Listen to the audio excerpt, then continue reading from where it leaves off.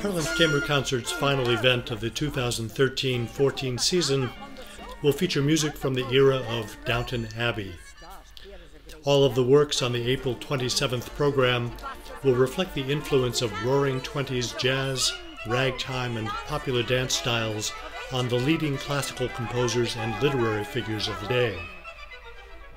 The featured work of the afternoon will be William Walton's gem of musical humor, Façade Entertainments. The piece was inspired by his close friendship with the legendarily talented and legendarily eccentric Sitwell siblings, Edith, Osbert, and Sacheverell, better known as Sachi.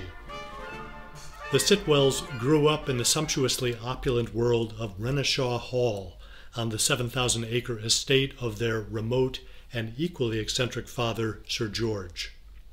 In 1900, Sir George commissioned the great American artist John Singer Sargent to paint this idyllic, if somewhat idealized, portrait of the Sitwell family.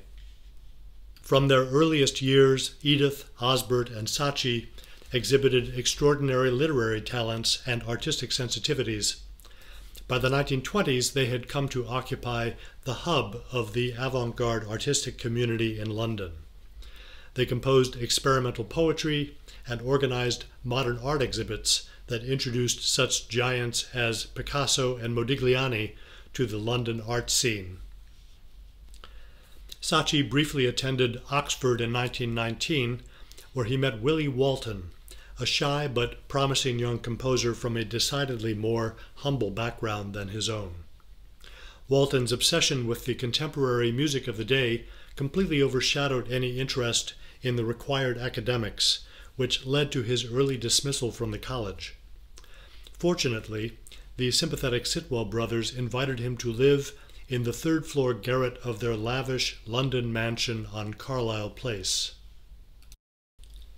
The Sitwells became Walton's first patrons, introducing their young protégé to the cultural elite of the day.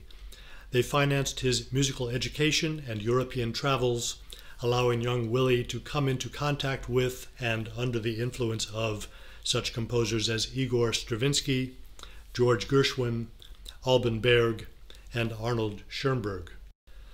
Around that time, Osbert and Sachi's ingenious older sister Edith began to compose her trademark experimental poetry. Her satirical poems reflected her love for colorful wordplay and intricate poetic devices. Although many of her poems were admittedly all but incomprehensible, they brim with amusing references to the life and the culture of fashionable turn-of-the-century England. Images of Queen Victoria rub shoulders with jazz-age flappers. Spanish lovers commingle with Greek gods and goddesses, all wafting freely through the wild, hallucinatory world of her imagination. A painter friend once passed judgment on Edith and her poems, saying, "She is very clever, no doubt, but what is she but a facade?" The three Sitwell siblings were amused and delighted by this comment, and Edith used the term as the title of her next volume of verse. Inspired by such early 20th century masterworks for reciter and chamber ensemble as Stravinsky's Soldier's Tale and Schoenberg's Pierrot Lunaire, the Sitwells invited their protege Willie to try his hand at setting a few of their sister's eccentric poems to music. Their idea was to treat the spoken voice as a musical instrument, using strict rhythmic notation, and to integrate the words as sounds in their own right. Their aim was to produce a seamless synthesis of words and music. The result was Façade Entertainments, a work imbued with the irreverent satirical flavor of Edith's poems, often blending the rapid-fire, tongue-twisting virtuosity of a Gilbert and Sullivan patter song with the free-form zaniness of a Monty Python sketch. Black shape, wave like the sea. Thetis wrote a treatise, noting it is silver like the sea. The lovely cheetah speeches Fomerotis notices that she will steal the weeping sluggish like Babel before the League of Nations. One might call this kind of thing Downton Abbey rap. On the evening of January 24, 1922, the Sitwells invited a group of their friends to the first-floor drawing room of their home on Carlisle Place. There, Walton conducted a chamber ensemble, while the self-effacing Edith stood behind a painted screen and recited her poems through a giant megaphone. To quote Edith, the evening went off peacefully. Emboldened by their trial run, Edith and Willie revised and expanded the set to include more and increasingly elaborate musical settings.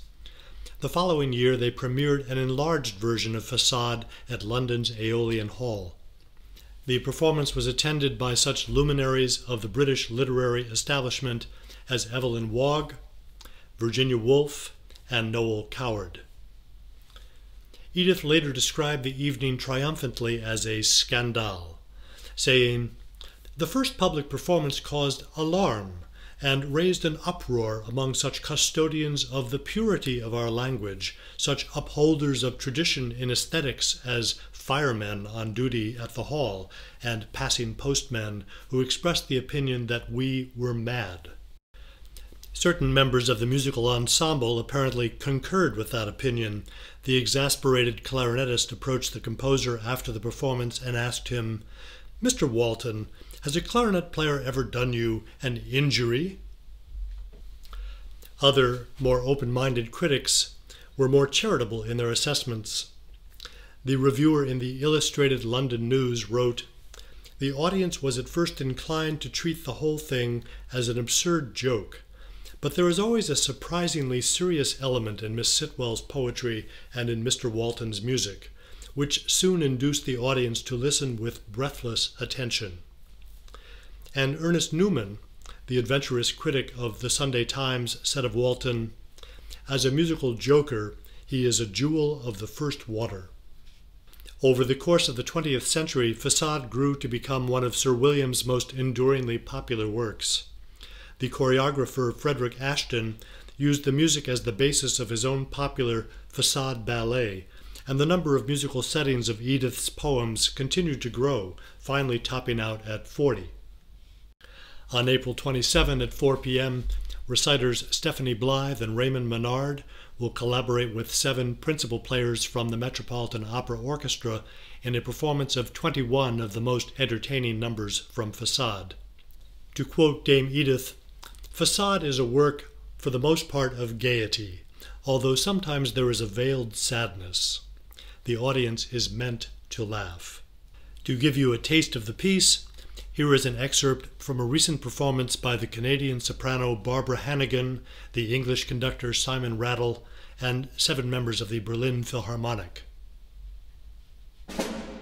When Don Pasquito arrived at the seaside, where the donkeys hide the tide bread, he saw the bandito Joe in a black cave, whose slack shape waved like the sea. Thetis wrote a treatise noting wheat is silver like the sea. The lovely cheat is sweet as foam and wrote his notices that she will steal the wheat king sluggish like Babel before the League of Nations grew. So Joe put the luggage and the label in the pocket of Flo the kangaroo.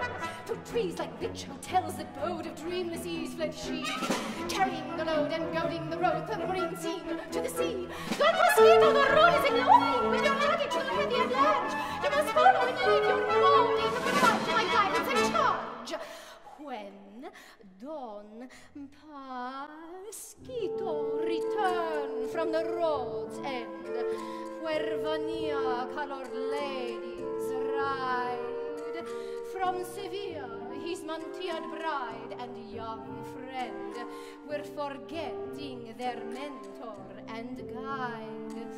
For the lady and her friend from Le Touquet, in the very shady trees upon the sand, were plucking a white satin bouquet of foam, while the sand's brassy band blared in the wind. Don Pasquito hid where the leaves drip with sweet, for a word stuck him like a mosquito.